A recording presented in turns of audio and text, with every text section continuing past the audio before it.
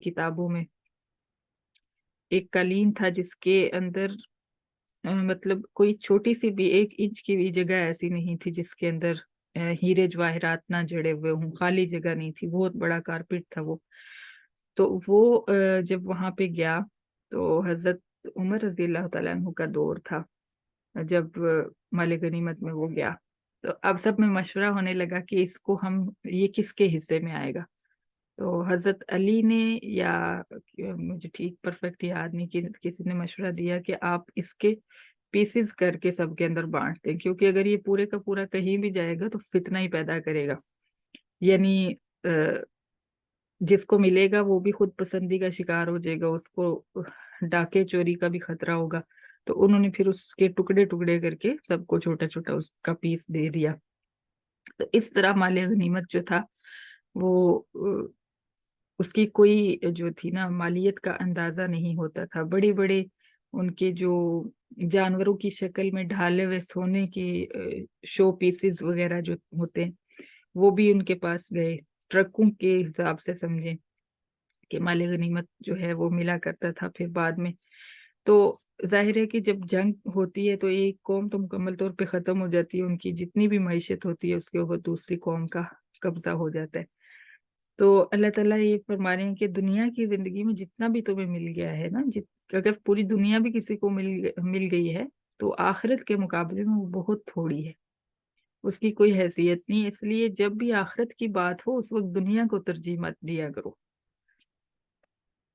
الا تنفروا يعذبكم عذابا علیما، اگر تم نہیں نکلو گے پھر دھمکی بھی اللہ تعالیٰ نے ساتھ دی، تمہیں عذاب دردناک عذاب پہنچے گا۔ اور وہ دردناک عذاب اس کو عذاب تو نہیں کہنا چاہیے کیونکہ وہ صحابہ کرام تھے، لیکن انہوں نے جو 40 دن گزارے تھے وہ آپ کو انشاءاللہ حدیث مبارکہ سے کل پڑھ کے سنانے کی کوشش کروں گی۔ وہ ان کو ہی پتہ ہے کہ انہوں نے کیسے گزارے تھے۔ وَيَسْتَبْدِلْ قَوْمًا غَيْرَكُمْ وَلَا تَضُرُّوهُ شَيْئًا، اور اللہ تعالیٰ فرماتے ہیں کہ تمہیں اللہ تعالیٰ تمہاری جگہ اور لوگوں کو لے آئے گا اور تم اس کو نقصان کچھ نہیں پہنچا سکو گے، اور اللہ تعالیٰ ہر کام پر قادر ہے۔ إِلَّا تَنْصُرُوهُ فَقَدْ نَصَرَهُ اللَّهُ إِذْ أَخْرَجَهُ الَّذِينَ كَفَرُوا، ہاں جہاں تک نبی کی بات ہے کہ تم نبی کے ساتھ نہیں جاؤ گے اور نبی کو مدد نہیں ملے گی، تو نبی کی تم فکر نہ کرو، کیونکہ نبی کو اللہ تعالیٰ اس وقت مدد دے چکا ہے جب کافروں نے نبی کو مکہ سے نکالا تھا، اور اس وقت صرف وہ 2 لوگ تھے، حضرت ابوبکر اور آپ صلی اللہ علیہ وسلم۔ اس وقت جب نبی 2 میں سے دوسرا تھا اور وہ اپنے ساتھی سے کہتا تھا لا تحزن ان اللہ معنا، تو غم نہ کھا، اللہ تعالیٰ ہمارے ساتھ ہے۔ یہ اس وقت کی بات ہے جب آپ صلی اللہ علیہ وسلم غار میں چھپے ہوئے تھے، ابھی ہجرت کے لیے نکلنا تھا، تو غار کے اندر تھے اور کفار مکہ ہر طرف سے آپ کو تلاش کر رہے تھے، کیونکہ آپ کی قیمت انہوں نے لگا دی تھی کہ اگر آپ دونوں کو کوئی بھی انسان لے کے آئے گا تو اس کو بہت بڑا انعام دیا جائے گا۔ تو ہر انسان جو ہے آپ کو تلاش کر رہا تھا کہ انعام جو ہے اس کا حقدار میں بن جاؤں۔ یہ پیچھے ہم نے سیرت کی کلاس میں واقعہ پڑھا بھی ہے ہجرت کا۔ تو آپ صلی اللہ علیہ وسلم جب آپ دونوں غار میں تھے تو اوپر کی طرف حضرت ابوبکر رضی اللہ تعالیٰ عنہ نے نظر ڈالی تو کافروں کے پاؤں آپ کو نظر آئے۔ تو آپ نے فرمایا کہ عرض کی یا رسول اللہ صلی اللہ علیہ وسلم، اگر یہ کافر نیچے جھانکیں غار کی طرف تو یہ ہمیں دیکھ سکتے ہیں۔ تو اس وقت آپ صلی اللہ علیہ وسلم نے فرمایا لا تحزن ان اللہ معنا، آپ ڈریے نہیں، اللہ تعالیٰ ہمارے ساتھ ہے۔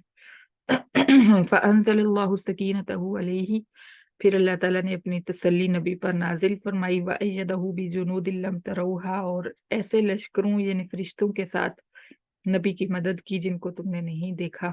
وَجَعَلَ كَلِمَةَ الَّذِينَ كَفَرُوا السُّفْلَىٰ، اور کافروں کو اللہ تعالیٰ نے ذلیل و خوار کر دیا، ان کی جو عزت تھی وہ خاک میں مل گئی۔ وَكَلِمَةُ اللَّهِ هِيَ الْعُلْيَا، اور اللہ تعالیٰ کا کلمہ ہی بلند ہوا۔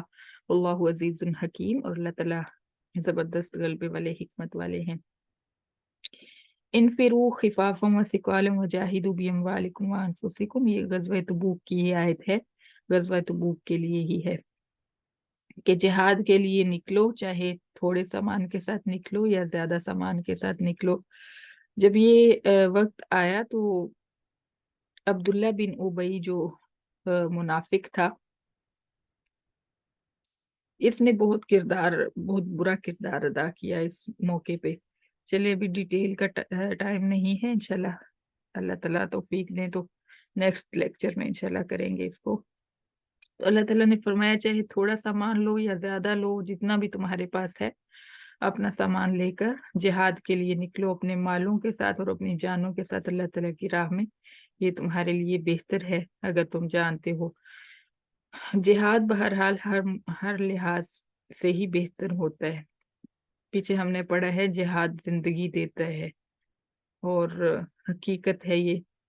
لو کانا ارزن قریبا و سفرن قاصدن، یہ منافقوں کے لیے اللہ تعالیٰ فرما رہے کہ اگر مال غنیمت کہیں قریب سے ہی مل جانا ہوتا اور سفرن قاصدن آرام دہ سفر ہوتا، درمیانہ سا سفر ہوتا، بہت دور کا نہ ہوتا، لتبعوا کا، تو یہ منافق ضرور تیرے پیچھے آتے ہیں پیغمبر.